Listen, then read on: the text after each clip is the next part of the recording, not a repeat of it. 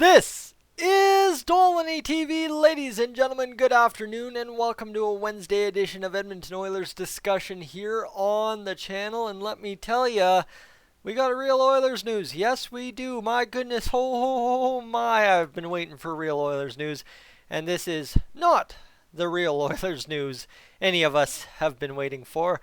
Oscar Klefbom and his dang banged up shoulder gonna cost us something here this upcoming season, because if it goes according to what I've seen on Twitter today, Oscar Klefbom very well might be out all of next season, meaning Oscar Klefbom is going to be creating $4.16 million of cap space on the LTIR long-term injured reserve list.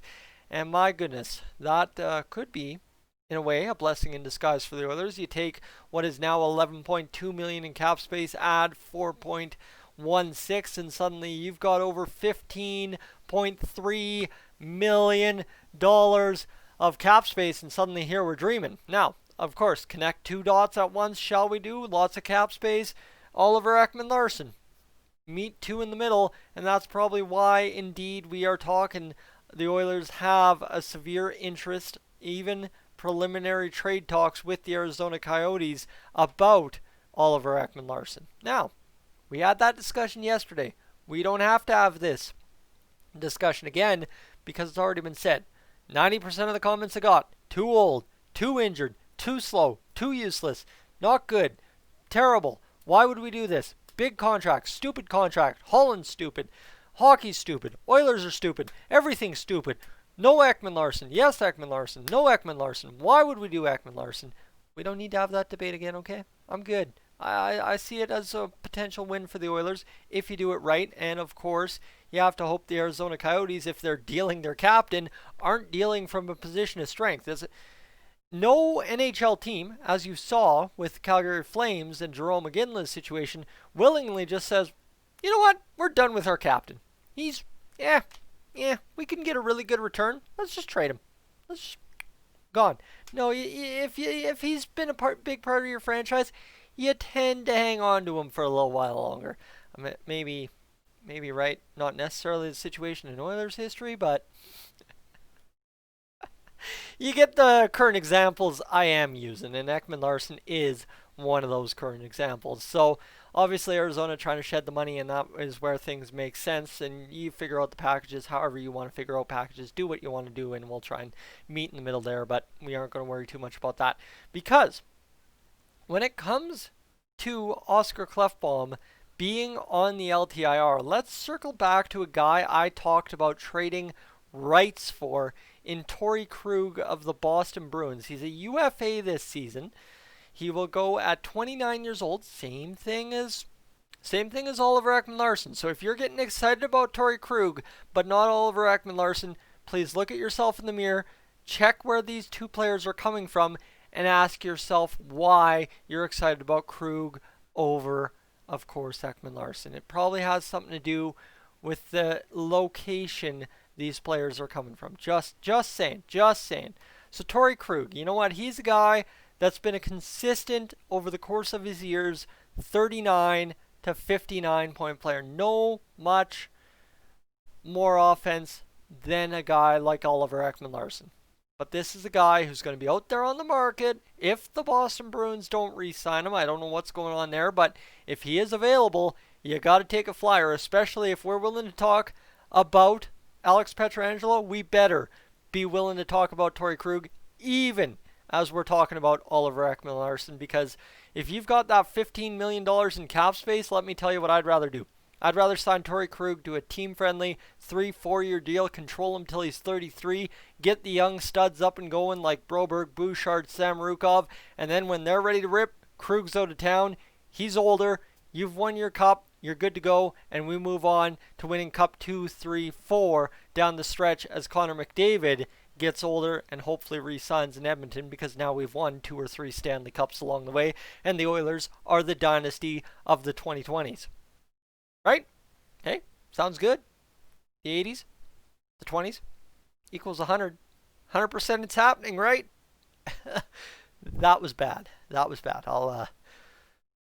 I'll reserve that for another time. that was really awful. I can't believe I just tried to do that.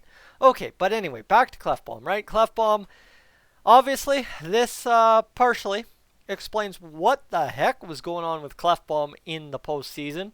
And this is, again, I saw it on Twitter, the most Clef Bomb thing possible. This is absolutely the most Clef Bomb thing possible to all of a sudden, oh, you know what? Maybe he needs season-ending surgery before the season even starts.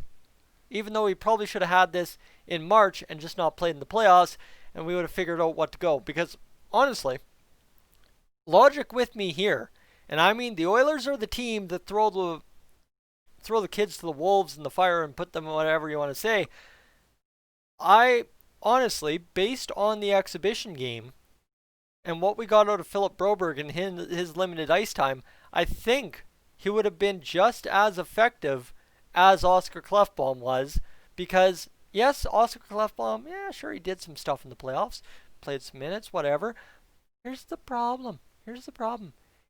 Look at how bad he played defense. He was just as bad as Nurse and Larson. He was just as bad as the other two. And I mean, Klefbom and Larson by far were the Oilers' worst pair, because Ethan Bear's there dragging Darnell Nurse out of Koskinen's crease after kicking him in the head 3 times. Like, it's just boneheaded all the way across the board, except for Benning and Russell, who, man, if you're blaming them, please reevaluate those 4 games. But, like, Klefbom, a major piece of the Oilers' defense, the number 1 D-man, and he probably shouldn't have been playing, is what I'm reading into this injury report from Elliot Friedman. Way to screw the team, bud. Because here's the thing, I'm not saying Klefbom deserves to be exiled to an island for this, because I don't know the details. Honestly, it could have been a minor issue, and then all of a sudden in the playoffs he took a weird hit in the boards, and now it's a major issue. Fair, and that's playoff hockey, and we move on. But end of the day, like I said, the thing about Philip Broberg, in my mind, 100% still stands. I think Philip Broberg would have been probably just as useful as Oscar Klefbom. Not saying he would have been, but based on the exhibition, preseason, pre-playoff game we played against the Flames, in the limited ice time, if it were to translate, he would have been just as effective as Oscar Klefbom. That's my argument. Maybe I'm outlandish there, but you see what Klefbom's done in the playoffs, and now you see what Philip Broberg's doing over there in Sweden. 2-2. Ooh, man, it equals 4, and it's kind of scary. But, again, is that a solution long term? And that's why I'm talking about Krug and Ekman Larson in this video.